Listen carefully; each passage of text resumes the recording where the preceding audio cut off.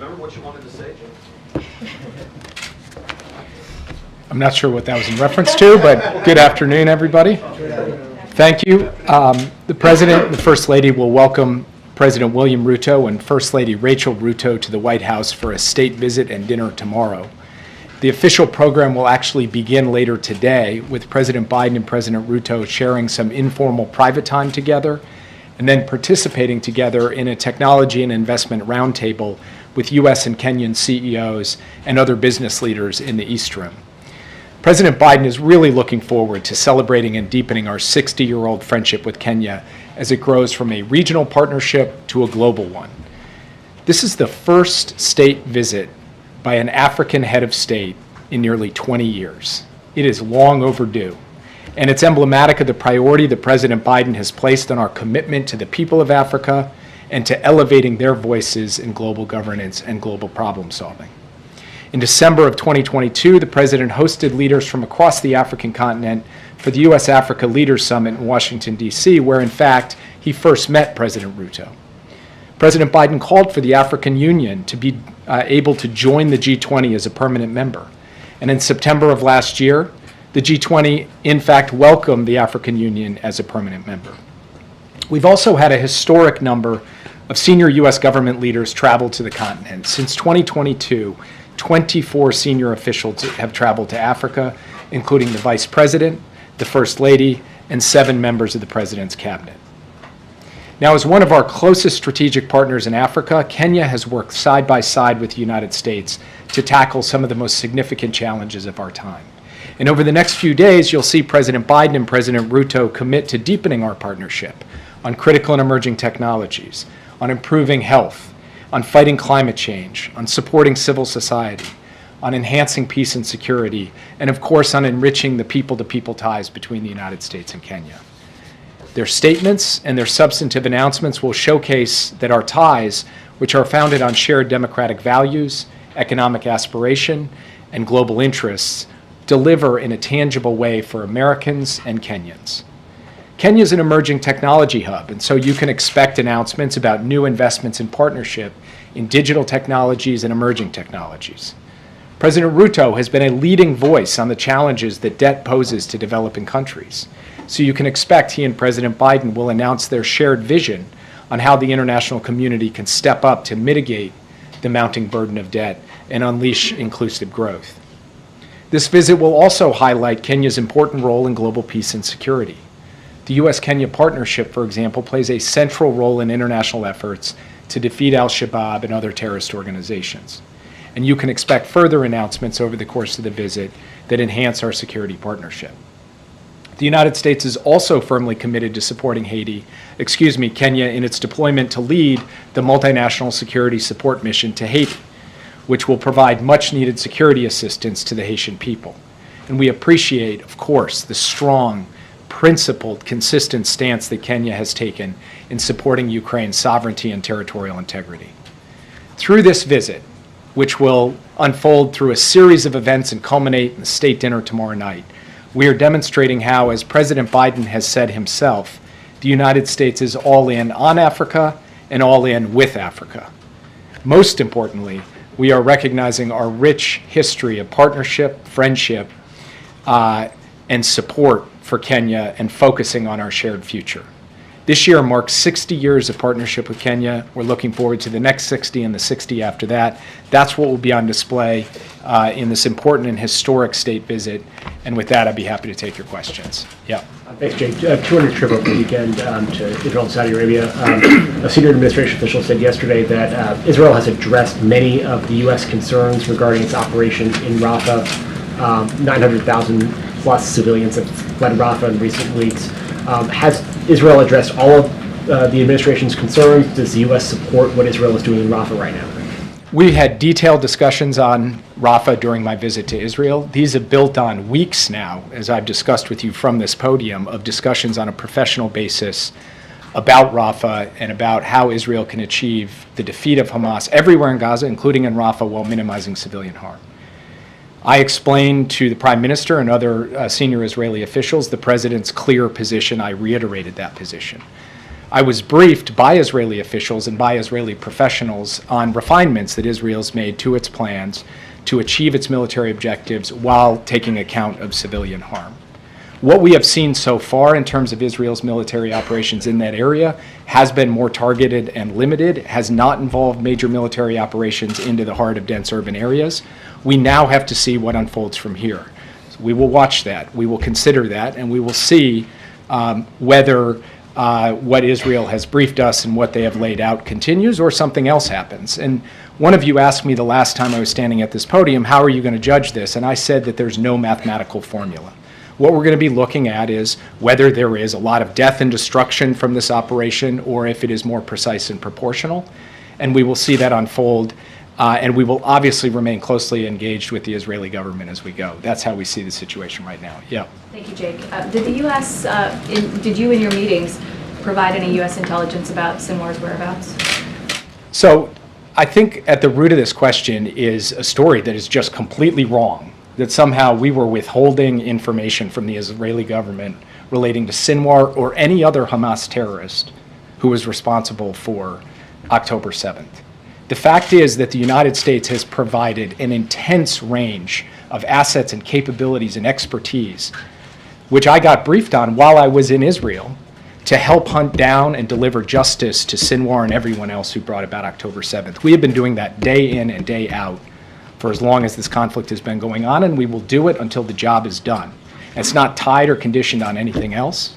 It is not limited. We are not holding anything back. We are providing every asset, every tool, every capability. And frankly, we have some of the best there is in the business on this. And they are hard at work with the Israeli government to help them try to achieve their ultimate objective here. So I didn't have anything myself to come add because we've already flowed and supplied everything on a perpetual, ongoing basis through the work that we're doing on the ground right there in Israel, and we'll continue to do that. The senior administration official has suggested, which I believe is the administration's view, that until Hamas is fully held to account, that the peace process and any two-state solution could not go forward. Do you see Israel being able to deliver on that? And then do you see Israel accepting a two-state solution? So I'd have to refer you to the Israeli government about their position with respect to the future of a Palestinian state or the Palestinian question. I can just state to you what the U.S. position is. And it's been longstanding. President Biden believes that a two-state solution that guarantees Israel's security and also a future of dignity and security for the Palestinian people is the best way to bring about long-term security and stability for everyone in the region, Israelis, Palestinians, and Arabs. And he has talked about a regional vision of Israel actually being integrated with all of the moderate Arab states in an architecture that can deliver regional stability. And I was in Saudi Arabia talking to the Crown Prince about that exact vision this weekend, and you saw public statements from him about what is possible if Israel moves down that path.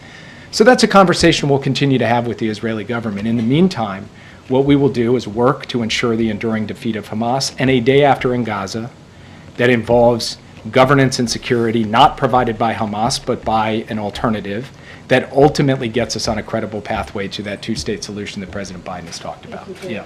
About the three nations, European nations, recognizing a Palestinian state, is the U.S. concerned that this is just the tip of the iceberg, that we're now at a point where other nations over U.S. objections will recognize Palestine? Each country is entitled to make its own determinations, but the U.S. position on this is clear. President Biden, as I just said, has been on the record supporting a two-state solution. He has been equally emphatic on the record that that two-state solution should be brought about through direct negotiations through the parties, not through unilateral recognition. That's a principled position that we have held on a consistent basis. We'll communicate that to our partners around the world, and we'll see what unfolds. Just a sort of quick follow-up on that. How concerned are you about Israel's growing sort of diplomatic isolation? And do you view it that way? And what does this also mean for, any deal, any Saudi deal to recognize Israel going forward? I mean, does this diminish the chances of that? I think it's a fair question. As a country that stands strong in defense of Israel in international forums like the United Nations, we certainly have seen a growing chorus of voices, including voices that had previously been in support of Israel, drift in another direction. That is of concern to us because we do not believe that that contributes to Israel's long-term security or vitality. And so that's something that we discussed with the Israeli government, and something that we believe that a strategic approach to defeating Hamas, protecting civilians, surging humanitarian assistance, and then pursuing that vision of regional integration I just talked about will put Israel in the best stead to engage countries around the world and revitalize a lot of the partnerships and friendships that have been a source of great strength for Israel over time and can be again. Yeah. Thank you, Jake. You just said that there's no mathematical formula as you evaluate Israel's offense of Rafah, but the administration repeatedly has said that the U.S. will not support a large-scale ground invasion. So how do you define large-scale ground invasion? And then secondly, has the president's broken promise to visit Africa created any challenges as you try to deepen relationships with the countries there? The president would really look forward to visiting Africa. He intends to do so as President of the United States. I obviously don't have anything to announce today.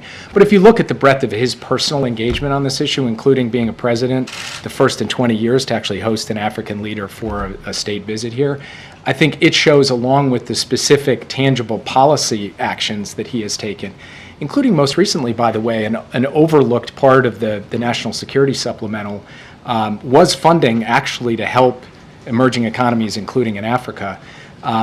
His record will stand for himself, and we believe that what today will showcase is not questions about the U.S. commitment, but answers that the U.S. is actually delivering for Africa, for the African people, in this case for the country of Kenya, but also with Kenya for the broader continent.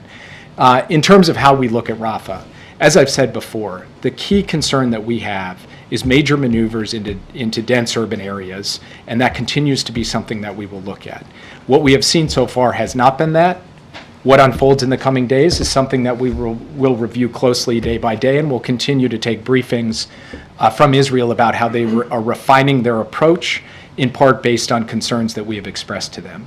So this is something that will be a continuing source of engagement and conversation between the two of us, and I'll keep you posted as we assess how things are unfolding. Yeah. Israel is responding to the move to recognize Palestinian statehood by withholding funds from the Palestinian Authority. What do you make of this decision and the economic impact that it could have? I think it's wrong. I think it's wrong on a strategic basis, because withholding funds destabilizes the West Bank. It undermines the search for security and prosperity for the Palestinian people, which is in Israel's interests. And I think it's wrong to withhold funds that provide basic goods and services to innocent people. So from our perspective, those funds should continue to go with all of the necessary safeguards, but they should continue to flow. And also, Leader Schumer is in talks with the Speaker to invite Netanyahu to come and address Congress. Does the President support the Prime Minister delivering an address like this at this time? So we have not at this point heard from the Prime Minister on a joint address to the Congress. The President talks to the Prime Minister. In fact, he just talked to him not too long ago. Senior administration officials engage with him. I just did so over the weekend. So we'll stay in touch with the Prime Minister, and obviously we'll stay in touch with the Congress and see what happens. Yeah. Japan hosts the largest number of U.S. forces overseas, and the Prime Minister was just here, the previous Prime Minister was just here, and with all these wars breaking out, there's great concern on what China is doing in the region, and there's been reports that there are U.S. military in Taiwan for the first time since 1979. Can you confirm that at all? I don't know what that report is. I know nothing about it, so can't speak to it. Also, been waiting for an interview with Japanese media, so if that was possible. Interview with Japanese media? There hasn't been an interview with any of the Japanese media yet. So the President has given a press conference in Tokyo and answered questions from the Japanese media. Yeah. Thanks, Jake. Two questions. One, does the administration support the Republican push of sanctioning the ICC after the recent arrest warrant applications? And if so, what would that mean? And then also I wanted to ask you, after your trip to Israel this weekend, do you feel, I guess, could you characterize how you feel about the Israeli exit strategy for ending the war in totality?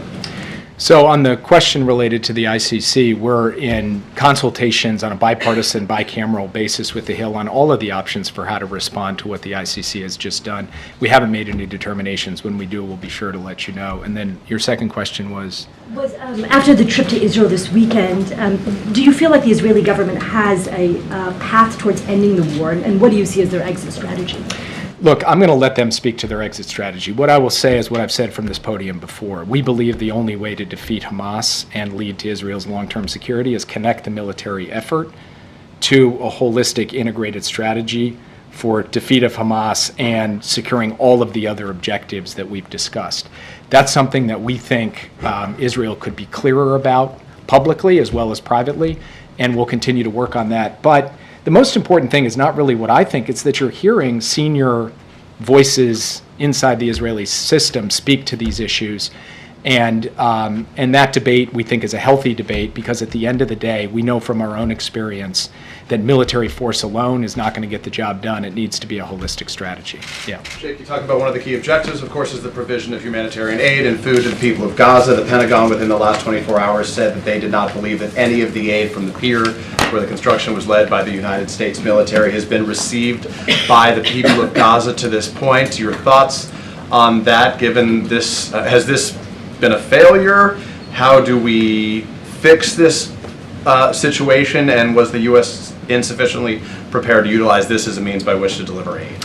First, just to level set, since Saturday, the UN has in fact distributed humanitarian supplies from the pier to Palestinian civilians in Deir al-Balah, in Al-Mawasi, and in Khan Yunis. So aid from the pier has now gone specifically to the Palestinians who need it? That's correct. And there's been about 695 metric tons of food that has come off the pier so far.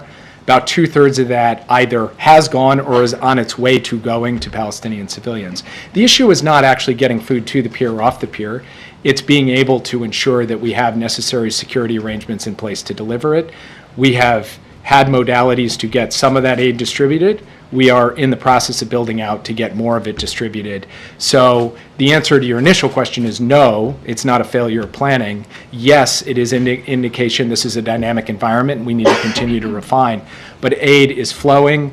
It is not flowing at the rate that any of us would be happy with, because we always want more. But we are actually seeing good cooperation between the U.S., the IDF, the UN, and other humanitarian organizations to ensure that aid goes from that pier to innocent people in need, and we'll continue to do that as we go Can I just follow up forward. quickly on the situation in Iran? Obviously, we're within the 5 days of mourning after the loss of two of the key leaders in that country right now, the mourning led by the Ayatollah there. Obviously, there were initially concerns that the U.S. may somehow be blamed, though the U.S. claims no responsibility, obviously, for the crash of this helicopter. Can you give us any better understanding of if there are concerns that the U.S. is facing, or you've been satisfied with the way Iran has sort of characterized things in the days since then? Is there any reason for concern right now? All I can say is we had nothing to do with it, and if at any point Iran tries to accuse us of having anything to do with it, we will push back extremely strongly, directly, and vociferously.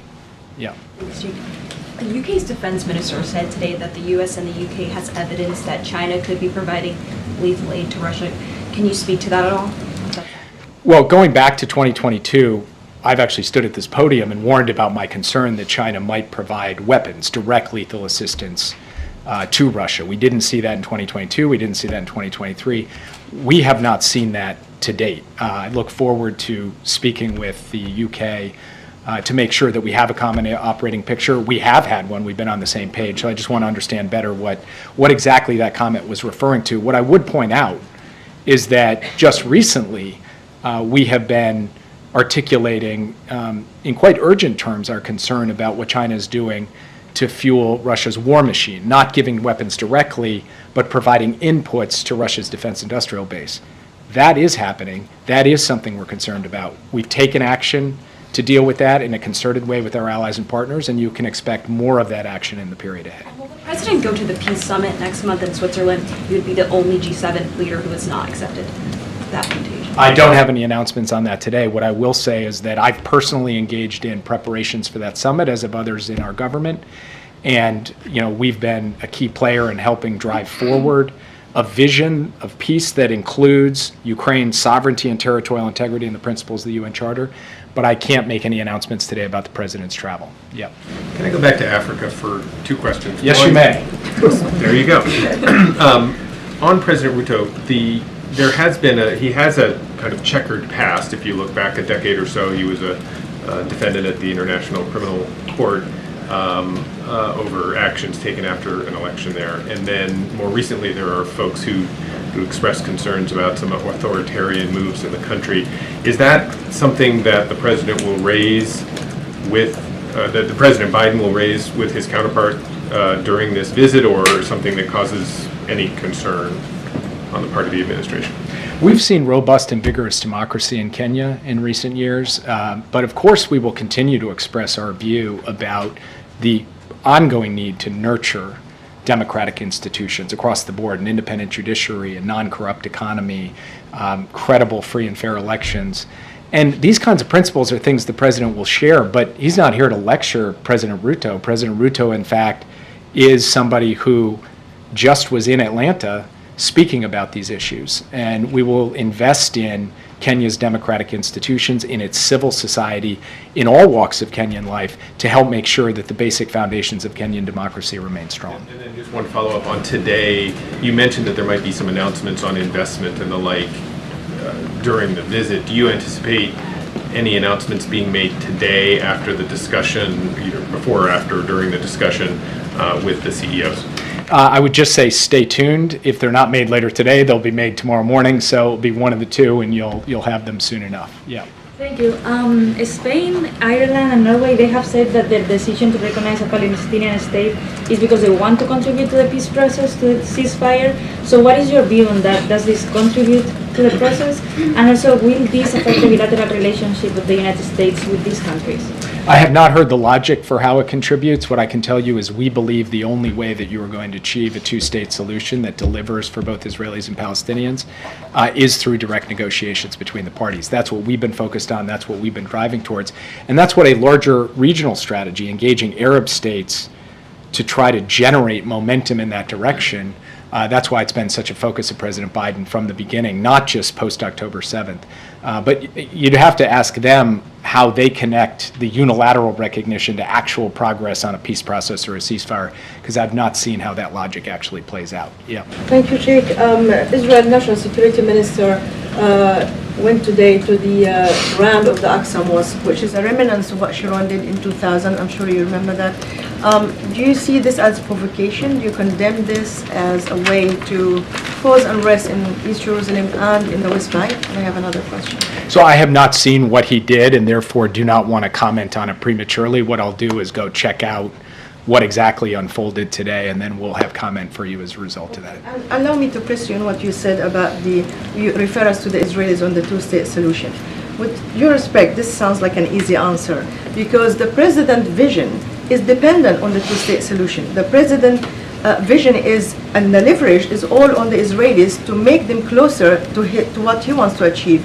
American national security is dependent on that, whether it's with the Houthis in Yemen, the militias in Iraq, or the Hezbollah in Lebanon. So it is vital for you to use all the leverage to convince the Israelis. So how can you tell us, well, go and ask the Israelis, because if they said no, then that's no, but this is our vision. How can you see the two sides, their vision and your vision, as not contradictory? The two sides' vision? The Israeli vision of complete denial and rejection of a Palestinian state, and your vision, the president's vision, of like the only way that you have secure Israel is to have a two-state solution, and hence you have all these countries unilaterally recognizing the state of Palestine. So, look, I think I said at this podium not too long ago that diplomacy is 1,000 days of failure and 1 day of success. Maybe in the case of the Israeli-Palestinian conflict, it's even more than 1,000 days, since across multiple administrations, multiple decades. And by the way, this is not just a U.S. issue. Arab states believe in the two-state solution. European states believe in the two-state solution. The world believes in it. So this is not a bilateral issue between the U.S. and Israel. And of course we make our views known, and of course we press on the diplomatic front on this. But at the end of the day, what the United States can do through hard, gumshoe diplomacy, led by the President, the Secretary of State, myself, others, is try to put the pieces in place for a vision of an integrated region, of a secure Israel, of a two-state solution, put all those pieces in place and show that for the long-term strength and vitality of the Jewish democratic state of Israel, this is what's required. Israel's a sovereign nation. It will ultimately have to decide what it does.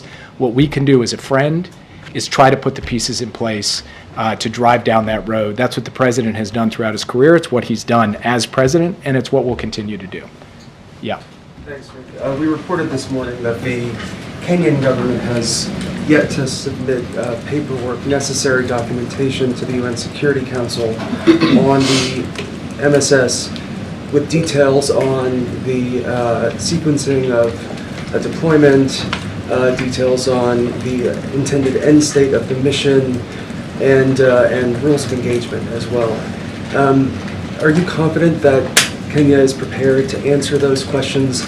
And specifically on rules of engagement, what do you want to see of the mission and specifically of Kenyan leadership? I am confident that Israel, too many countries, that Kenya is prepared to carry out what it has set forth with respect to this multinational security support mission. And it's not just going to be Kenya, it's going to be Kenya leading with a range of other countries, with the United States providing a considerable amount of financial and logistical support and a certain backbone to all of it. Obviously, this is not something that, is a completely straight line. It is a dynamic operating environment, to say the least, in Haiti, and this is going to require an adaptive, flexible approach, but one guided by certain core functions and operations. Kenya has laid that out. It's worked that out in close collaboration with the United States, and it has consulted closely with the UN on this along the way. So with respect to whatever particular report or forms are necessary to file, that's one thing. In terms of whether the substance of the operation is well understood by Kenya, the partners in the United States, I believe it is, and we expect the deployments to unfold in the not too distant future. In terms of rules of engagement, the key thing here is that this multinational security support mission is exactly that, a support mission of the institutions of the Haitian state, not a replacement for it. That is the core proposition behind it, and that's what it's going to carry out. Yeah. Do you have a reaction to the British Prime Minister calling a general election for July 4th? Were you surprised to see that today? I confess that I was surprised to see it today because I think it was not an expected announcement, but I don't have any real comment on it because I'll leave it to the UK to deal with their politics, while of course the United States deals with its politics. We have a very strong, maybe that's an understatement, partnership and alliance with the UK, regardless of elections, regardless of prime ministers. So, we wish them luck in the conduct of their election, and we'll be here as the United States standing with the UK through it all. Is the President going to meet with the Prime Minister at the G7, and does this change anything given that the election will be 2 weeks later? Honestly, I heard about this 2 hours ago, so I'm not sure exactly what it's going to mean from the point of view of the UK at the G7 summit. What I can tell you is that we didn't have a specific bilateral plan, but of course he's going to sit around that round table with that small group of G7 leaders, and I assume the UK Prime Minister will be there, and they'll be talking about substance, not politics. So that's not going to change any in terms of the agenda of the summit. I'll take one more question. Yep. I have China-related questions. So Secretary Yellen in Europe encouraged European allies to work with the United States to counter China's overcapacity and the trade practice. What is objective and the action plan for that? And also, China just announced a sanction against former Congressman Mike Gallagher, who just resigned last month, and he had been a critic to the Communist Party, also a supporter of Taiwan. Also today, China announced another sanction against 12 U.S. defense companies and its employees for selling weapons to Taiwan. What is the administration's position on China sanctioning U.S. congressional members, companies, and citizens? We oppose all of those sanctions, full stop, four square. Simple as that. With respect to the overcapacity issue, we've been very clear, and the President has been clear, as well as Secretary Yellen, Lael Brainerd, and others, and Dalip Singh have all spoken articulately to this challenge being not a challenge that's bilateral between the U.S. and China. It is a global challenge. China's distortive practices, non-market economic practices, subsidizing at dramatic scale industries where they're going to produce so much quantity of good and then flood the global markets with it, threatens to create global imbalances that are not stabilizing. That's why it's not surprising that you've seen countries in Latin America, countries in Europe, countries in Asia, and of course the United States step up and say, we've got to look at this and take countermeasures to this. And I think what the Secretary is hoping to do at the G7, building up to the summit in Italy, is to get a common picture of what the nature of the challenge is, get a common understanding of what the tools to deal with it are, and also a common understanding of how we engage with China in a dialogue on these questions to express our concerns and indicate that we need to take steps to defend ourselves. That's what the intent is. That's what we hope to do. Thank you all very much, and I'll talk to you soon. Thank you, guys. Thank you, Jake. Big Jake, the last 3 rows send their regards. Okay, thank you so much, Jake. So I know we don't have too much time because I know the First Lady's office is holding a press event, and we promised their